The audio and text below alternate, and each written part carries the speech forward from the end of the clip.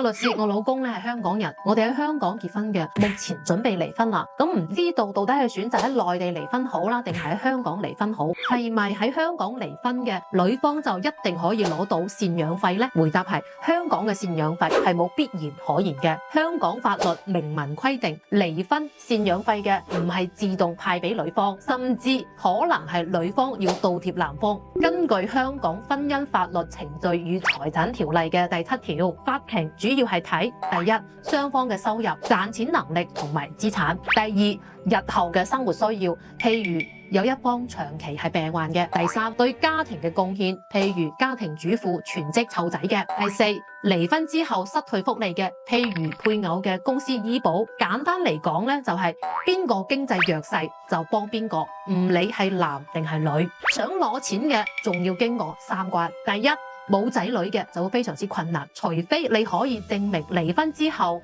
你嘅基本生活都成問題，例如你係殘疾人或者你冇工作嘅能力。第二，證據要確實，銀行流水、醫療報告、失業證明等通通都要備齊。第三，對方反擊，如果男方佢可以舉證你收埋啲資產嘅，譬如你內地嘅房產冇進行申報，法庭係有可能1蚊都唔會判㗎。大家唔好以為只有香港嘅夫妻離婚先至有贍養費，其實內地嘅夫妻離婚亦都可以要贍養費㗎。咁夫妻贍養費喺內地佢有另外一個名叫做經濟幫扶。根據民法典第1090條嘅規定，離婚嗰陣時，如果一方生活困難嘅，有負擔能力嘅一方，應當給予適當嘅幫助。具體嘅辦法可以由雙方協議，協議不成嘅由人民法院判決。至於第二個問題，到時候到底係選擇喺香港定係喺內地離婚更加好呢？咁喺香港離婚嘅優勢咧，就係贍養費嘅判決金額普遍會高於內地，尤其是係高收入嘅家庭。咁一般嘅家庭就意義唔係好大啦，仲可以追溯退休金、公司嘅股權等隱性嘅資產。而喺內地離婚嘅優勢咧，就係第一，程序更加快。香港嗰邊離婚平均需要2年嘅時間，而喺